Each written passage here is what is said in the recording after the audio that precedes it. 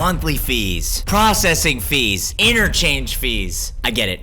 Merchant account fees can feel a bit overwhelming. So today, I'll be explaining the various fees that you might encounter with a merchant account. And if you stick around until the end, I'll also explain how to avoid unnecessary fees.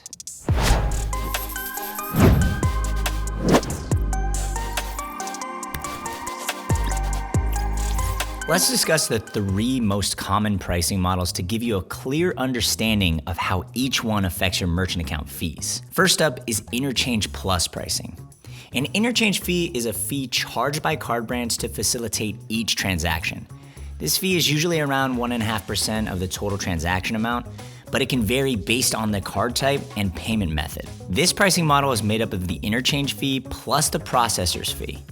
Basically, the processing bank adds a markup to the interchange price, which gives you your final rate. It's considered to be the most transparent because it provides you with a clear breakdown of which fees go to the processing bank, card brands, and any other parties involved. This allows you to accurately assess your payment processing expenses and negotiate better rates based on your business needs. Tier pricing simplifies things by grouping transactions into 3 tiers based on risk and interchange categories. This pricing model is the best for businesses that accept a wide variety of card types, as it provides different pricing options for each tier. Each tier has a predetermined rate. The qualified tier is always the lowest rate. It applies to cards taken in person, debit cards, and non-rewards credit cards. The mid-qualified tier applies to card not present transactions, rewards cards, and cashback credit cards. And finally, non-qualified tier. This applies to high-end rewards cards, corporate cards, and international credit cards. This tier is also always the highest rate. Flat rate pricing offers the simplest approach. Basically, you're charged a fixed flat rate for each transaction regardless of the card type or interchange category. With this pricing model, you can predict exactly how much will be deducted from each transaction. And since this rate will be applied to all your transactions, it will be based on the highest possible interchange rate. After interchange has been charged, the remaining percentage goes to the processing bank as a fee for their service. So let's say your flat rate is 2.95%, and a customer pays in person with a debit card. And the interchange for that is about 1.5%. So the remaining 1.45% goes to the processing bank. It's as simple as that. Now that we've covered the pricing structures for processing fees, let's look at some other types of fees that you'll encounter. Scheduled fees include charges that are applied to your account at predetermined times, regardless of your sales volume. These are maintenance fees that help to ensure you have access to the software, tools, and support you need to streamline your transactions.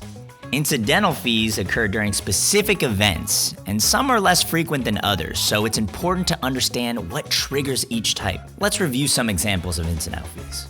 An authorization fee is charged each time a payment is authorized. This charge can range from 10 to 15 cents per transaction. AVS fees are used to verify the authenticity of your customer's billing address during a card not present transaction. Batch fees are charges for consolidating and processing a group of transactions together rather than individually. Usually at the end of each day, a final batch of all transactions are sent to the payment processor for settlement. This fee is typically around 30 cents a batch. Next up are chargeback fees. If a customer successfully files a chargeback against your business, you'll receive a chargeback fee from your processor.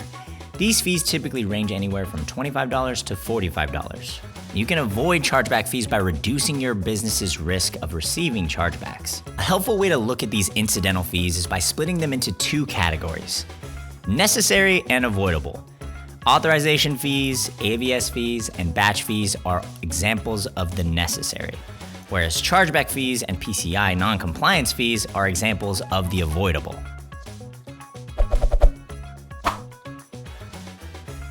If you're looking for ways to reduce your fees, there are some minor changes you can make to save some money. Mitigating your chargebacks will reduce your chargeback fees. Same goes for PCI non-compliance and ACH reject fees. So by following the best practices for credit card processing, you can reduce how often you're on the hook for these avoidable incidental fees.